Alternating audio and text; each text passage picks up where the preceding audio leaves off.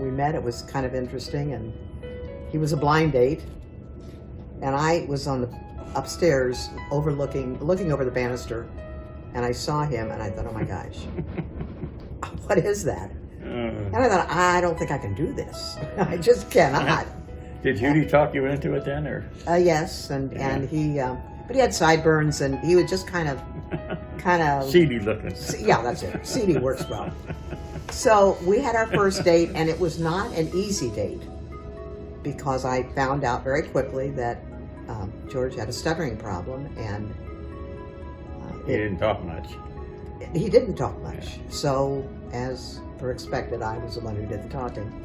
Just like today. Some things never change. But as time went on, we worked on that and worked very hard to help him be able to speak more clearly, and you rarely hear him stutter these days, and that's been a blessing. It was very difficult during that time because he was feeling like he had not a whole lot of worth, and that it would be difficult to go up within the company, to grow with the company, because they were very clear that he would be a department manager at best if he stayed with Kroger as a career. He didn't have a college degree, and that's when they were in the market for college degrees. We had a division of 100 stores, and of that 100, there were 3 non-college graduates. One of 3. So he worked very, very hard. And then what transpired from that? Well, I was basically told that I would never amount to anything.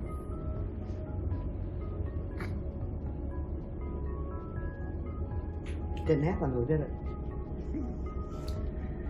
It just affects you in different ways. And it took me till about age 28 before I realized it wasn't important what they thought. Always made the statement, you may be smart, but you'll never outwork me.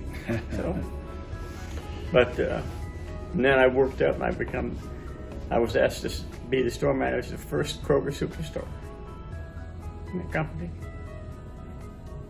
Not bad for a guy that had no worth. And he did very, very well at that. Well, I think we all have hard times in different directions, not necessarily always the same. Right. But money was always a problem in our early marriage, and $10 a week for groceries really wasn't a lot of money, but it was more then than it is now. So we made things work financially. I worked, and he worked very hard. He worked 80 hours a week a lot of times, and I groused about that frequently because I felt that was just a little over the top. I just couldn't do it not right. If you're going to do a job, you got to do it right. You just don't look at how many hours you have to work to do it. You get the job done and you go home. And I might add, he's still a lot that worse way. by that theory.